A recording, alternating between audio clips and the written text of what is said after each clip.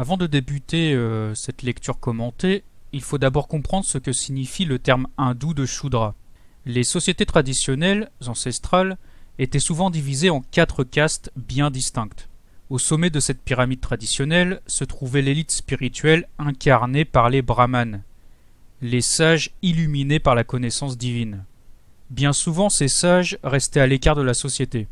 Par leur méditation intense, ils reflétaient la lumière divine et tous ses bienfaits protecteurs sur le monde. Ils éclairaient le monde sans forcément être connus par lui. En dessous de cette caste spirituelle des brahmanes se trouvaient les kshatriyas, la caste guerrière que l'on pourrait comparer aux chevaliers du Moyen-Âge ou encore aux samouraïs du Japon par exemple. Bien souvent, ces nobles guerriers étaient initiés par les sages. Ils recevaient donc eux aussi la connaissance divine. C'était par exemple le cas des Templiers. Mais contrairement aux sages, ils agissaient dans le monde pour protéger le royaume des invasions ennemies. En dessous d'eux se trouvait la caste des Vaishyas, les producteurs de richesses, les nobles artisans. Et enfin, tout en bas de cette pyramide traditionnelle se trouvaient les Shudras, la caste laborieuse qui comptait le plus grand nombre d'individus. La symbolique de la pyramide parle d'ailleurs d'elle-même. La base de la pyramide est plus large que son sommet, car elle représente le monde terrestre, la quantité matérielle. Plus on remonte vers le sommet de la pyramide, plus on se rapproche de la qualité la plus absolue, c'est-à-dire Dieu. Dieu est pure qualité, car il ne peut pas être divisé. Il n'est pas quantifiable, contrairement aux choses matérielles de ce monde. C'est pour cela que les sages sont beaucoup moins nombreux que la masse des Shudras, car ils se trouvent au plus proche de l'unité divine. Et quand ils s'unissent à Dieu, ils ne font plus qu'un avec lui. L'unité divine est donc pure qualité, tandis que la multiplicité du monde est pure quantité. Les Shudras étaient donc moins spirituels et beaucoup plus attachés au monde que les sages.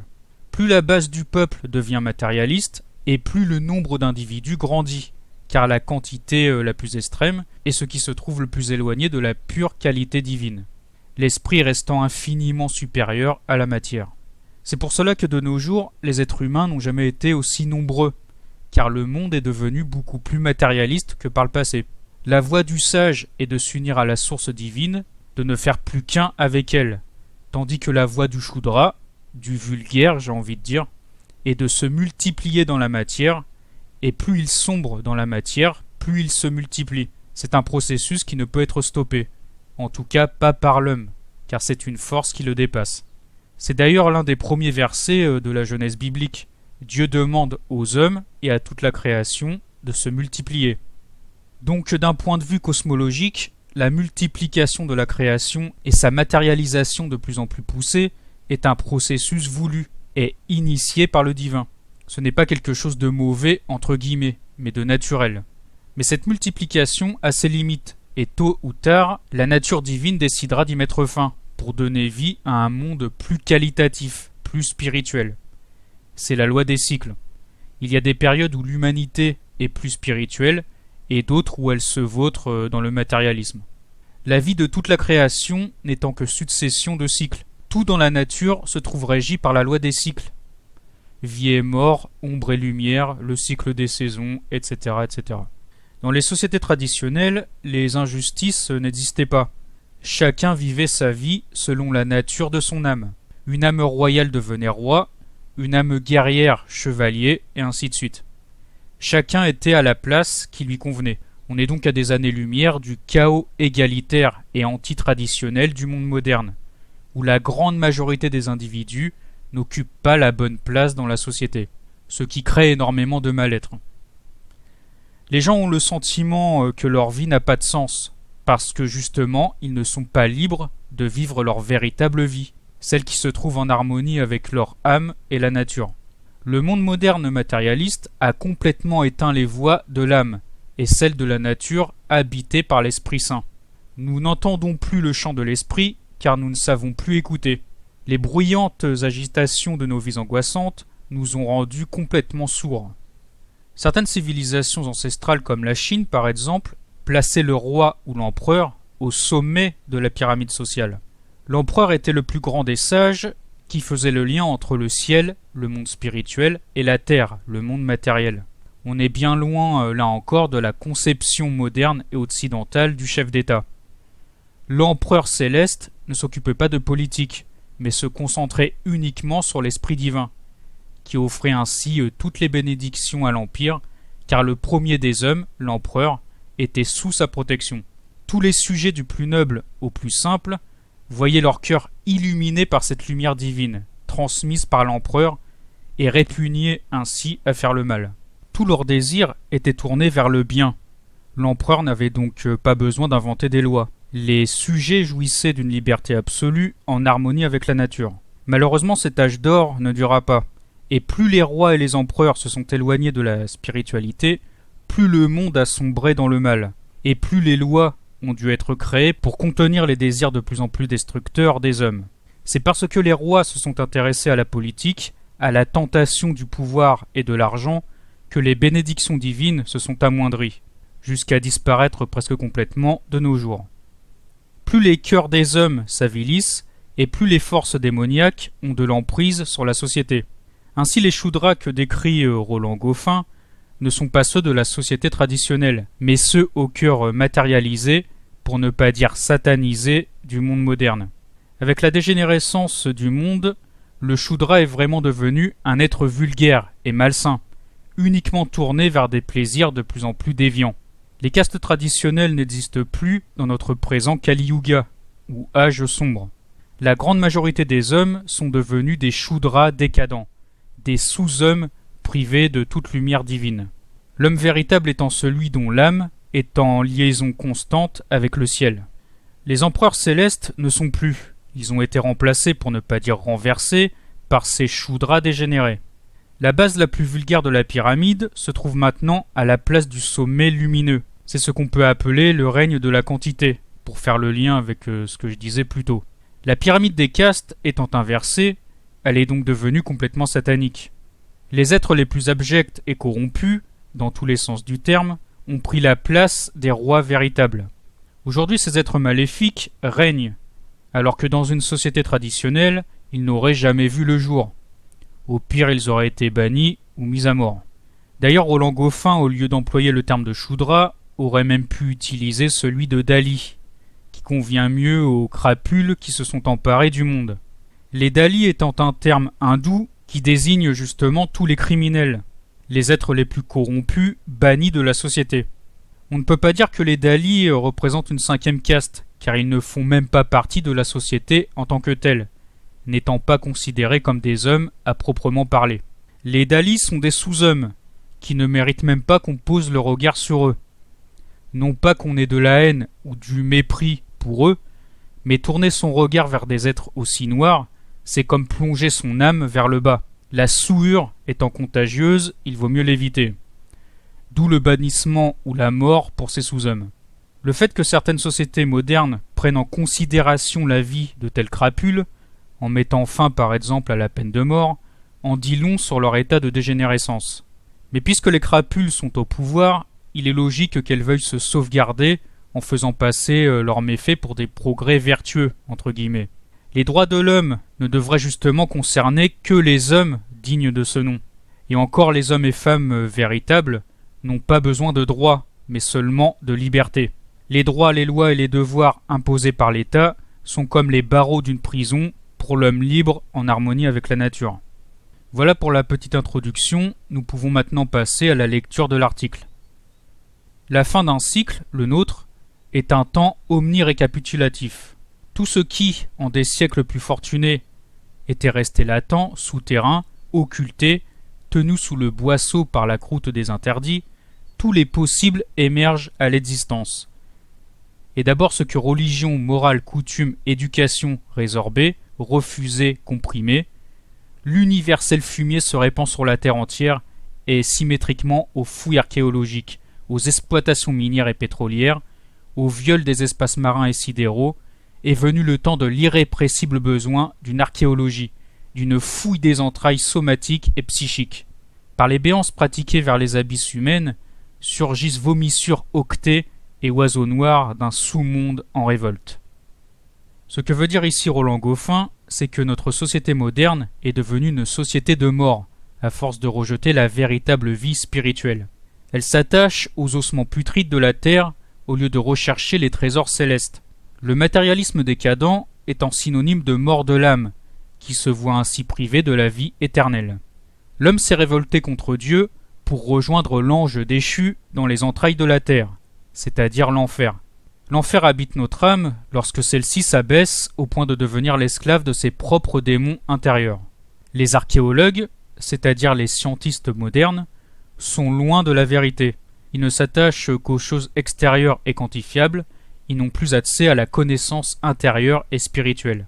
C'est pour cela qu'ils ne pourront jamais comprendre le monde traditionnel de nos ancêtres.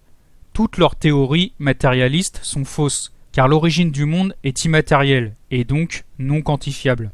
La vérité ne se trouve donc pas dans la terre, mais au ciel. L'homme ne descend pas du singe, mais de Dieu. Il faut sortir du tombeau matériel dans lequel sont enfermés nos corps pour rejoindre l'esprit. Je reprends la lecture. Ce temps est celui des Shudras, qui est en correspondance avec la phase non plus matérialisante, mais avec la phase dissolvante, non plus antitraditionnelle, mais contre-traditionnelle, confère René Guénon.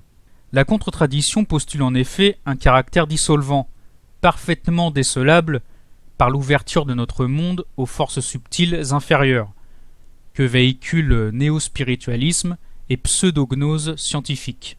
La grande muraille du matérialisme s'effondre, qui à la fois nous isolait du ciel, mais nous protégeait des enfers, laissant place aux puissances délétères, aux substances psychiques inférieures qu'émettent, dégagent, libèrent d'eux-mêmes, ou de lieux divers des êtres négatifs.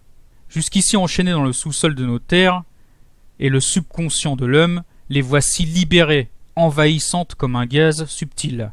Rien donc d'étonnant que les choses, les êtres de ce temps, prennent cette allure dissolue, rampante et larvaire, véritable chaman subverti. Tout à la fois contrefait et contrefacteur, déstructuré et déstructurant, ainsi est le Shudra fait d'apparence, d'illusion, de fantasmagorie. À tout esprit non déformé, il est donné de voir en tout ceci l'illustration du discours apocalyptique. Dragons, bêtes de la mer et faux prophètes, vomissant des grenouilles. Apocalypse chapitre 16, verset 13. Roland Goffin explique ici que l'humanité, le monde, est entré dans sa phase dissolvante. C'est-à-dire que les forces démoniaques se déchaînent de plus en plus pour détruire ce monde matérialiste. Ce qui laissera place à un nouveau cycle, à un nouveau monde et à une nouvelle humanité spirituelle. Au début du monde, pendant l'âge d'or, la nature n'avait pas cet aspect solide que nous connaissons actuellement. Les hommes, les animaux, les plantes, etc. possédaient des corps éthérés, presque immatériels, car ils se trouvaient encore au plus proche de Dieu. Et avec le temps, le monde et les hommes se sont solidifiés, pour se matérialiser de plus en plus. Et quand ce processus arrive à son terme, la matière finit par se briser et par se dissoudre, pour retrouver sa forme éthérique du début. Ce qui signifie que la fin de ce monde ne peut que se finir par une immense catastrophe, qui va le détruire et le dissoudre complètement. C'est ce qu'explique d'ailleurs très bien l'Apocalypse de Jean, avec les diverses catastrophes comme les tremblements de terre et la naissance d'un nouveau monde. Je poursuis la lecture. Le temps des Shudras, nous savons qu'il est un passage obligé, un transit fonctionnel nécessaire, inévitable, mais il convient à l'être différencié, confère Julius Evola, qui est en définitive, mais sous certaines réserves, l'homme de la tradition, de nommer la chose, de l'épingler pour marquer qu'il n'en est point la dupe laudative, ou même seulement acquiescente. L'homme de tradition sait de connaissance certaine que sa présence hic et nunc, plutôt qu'en un autre temps, l'oblige à assumer le sort qui lui est fait comme conséquence logique d'un destin. Malheur à celui par qui le scandale arrive, mais il faut qu'il y ait du scandale. Ainsi de Judas du monde moderne, ainsi des Shudras. Ce temps, le leur, quoiqu'il soit une pure offense à la vérité, à la beauté, à l'amour, devait émerger et connaître le règne, fût-il le plus court de tous, étant inscrit dans la possibilité universelle et la nécessité de la natura naturans. C'est ce que je vous expliquais plus tôt. La solidification du monde, sa matérialisation et au final sa dissolution est quelque chose de naturel, imaginé par Dieu. On ne peut pas aller à l'encontre de ce fonctionnement cyclique de l'existence. Il faut juste l'accompagner en tirant ceux qui le veulent vers le haut. Cette vérité, on la retrouve d'ailleurs dans la symbolique de l'arche de Noé, où seuls ceux qui veulent être sauvés le sont. Nous ne pouvons pas aller contre le destin des masses, qui est de souffrir momentanément à cause de leur manque de spiritualité. Tout ce que nous pouvons faire, c'est essayer d'adoucir au maximum leur souffrance, en leur donnant le plus d'amour possible, sachant que l'amour le plus pur, le plus absolu, se trouve en Dieu. L'amour que se portent les hommes n'étant que le reflet amoindri de l'amour divin. L'amour pour les choses matérielles et l'individualisme ne sont que l'ombre de cet amour lumineux. Je continue la lecture. Tant des Shudras, tant de l'informe et des êtres plastiques, tant de la passivité, de l'asservissement volontaire, tant propice à la suggestion diabolique dénoncée par Onéguénon, ce procureur du ciel qui nous fut trop tôt ravis. Suggestion et suggestion, il est des coïncidences verbales qui sont tout autre chose que de simples jeux de mots. En politique, dans les sciences, dans l'alimentaire et le vestimentaire, en sport et en spectacle, tout est suggestion. Publicité et propagande, tout conspire pour décerveler les troupeaux humains. La société babélique qui s'est construite est une immense consasseuse des mini-cerveaux de subcitoyens en transit vers la roboïté et l'extinction existentielle. Dans ce siècle abominable que la trahison des clercs et la pétrification de l'Église ont amputé de sa dimension verticale, il devenait inévitable, allant de contrefaçon en contrefaçon, qu'au ciel métaphysique ou mystique correspondissent les espaces sidéraux, nouveau Far West pour cow-boys cosmonautes, qu'à la Terre Sainte, qu'aux terres immobiles, correspondissent astres morts ou satellites artificiels, qu'à l'espérance du corps glorieux fut substitué le droit de rêver au corps flottant. Sans parler du motard casqué, crispé sur sa mécanique polluante, minable caricature du chevalier de jadis. Mais il est clair que Shudra et classe sociale ne se recoupent point. En période de subversion plus qu'en tout autre, la fonction sociale est aussi éloignée que possible de la nature de ceux qui la remplissent. Il est sage de ne pas confondre Shudra et gens du peuple, qui rarement ont la scélératesse, la vulgarité d'une certaine classe moyenne. Sont Shudra par exemple les aristocrates au blason indiscernable de l'étiquette vinaire, qui transforment leurs terres en parcs de loisirs ou réserves animalières. Shudra cette noblesse d'argent ou d'affaires, les histrions du spectacle hoqueteux, contorsionneux, gémissants ou éructants. Shudra les pâles démiurges, de pellicules ordurières, pornographiques, où gesticulent truands, policiers, drogueurs et drogués. Shudra, gens de plume, architectes, industriels, etc., qui défigurent, enlaidissent, polluent nos cités, nos corps et nos âmes. Shudra, en bref, tous les pense-petits, les vise-bas, qui forment la grande majorité de nos semblables, nos frères, en cette basse époque qui n'aura pour elle qu'un avantage, la brièveté de sa durée. Dans la conclusion de son article, on voit que Roland Goffin emploie le terme de Shudra pour désigner toute la pseudo-élite complètement dégénérée qui gouverne aujourd'hui le monde. En réalité, le peuple, même décadent, a bien plus de noblesse dans le cœur que ces êtres immondes, ces tyrans de la pire espèce qui se prennent pour des dieux. Comme le dit si bien le Christ, ceux qui s'élèvent finissent tôt ou tard par être abaissés.